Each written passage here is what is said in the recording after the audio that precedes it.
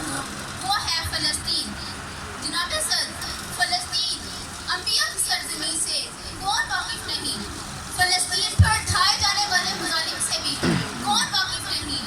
میں وہ الفاظ، وہ جذبات اور وہ خیالات کہاں سے لاؤں جو فلسطین پر کیے جانے والے ظلم و ستم، انسانی حقوق اور بربریت کی پامالی کو بیان کر سکوں؟ جناب صدر، دل خون کے آنسو روتا ہے جب ماؤں کے ہاتھوں میں بچوں کے ٹکڑے دیکھتی ہوں، جب ماؤں کے سامنے بچوں کو اور جب بچوں کے سامنے ماؤں کو دفنایا جاتا ہے تو میں بھی قبر میں گڑ کے رہ جاتی ہوں۔ جناب صدر، بچوں کے سروں سے باپ کا سایہ اٹھ جانا، کسی ہنستے کھیلتے آشیانے کا اجڑ جانا، ذرا اپنی آنکھوں کے سامنے منظر کشی تو کریں تو دل اور جگر ریزہ ریزہ ہو جائے گی۔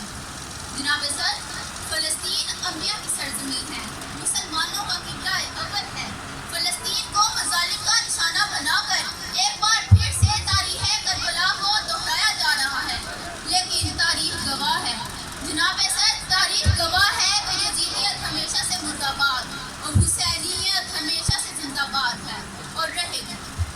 جناب صدر، میں فلسطین پر ہونے والے کس ظلم کو بیان کروں، لیکن افسوس، سخت افسوس، ہم نام نہاد مسلمان ایک بے بسی کی تصویر بنے بیٹھے ہیں۔ ہم کسی مسیحا کے، کسی محمد بن قاسم کے، کسی سلطان صلاح الدین ایوبی کے اور کسی ارطغرل کے منتظر ہیں۔ اے ایوبی، اٹھ قبر سے، حال دیکھ مسجد اقصیٰ کا، تجھے مائیں، بہنیں، بیٹیاں اور باپ پکار رہے ہیں اور مسلمان ممالک چوڑیاں پہنے تیرا انتظار کر رہے ہیں۔ آج کا مسلمان عمر حیام کے نظریے پر عمل کر رہا ہے۔ کہاں ہے اسلامی حقوق علم بردار؟ کہاں ہے بہادر ارد اور کہاں ہے توحید کو ماننے والے؟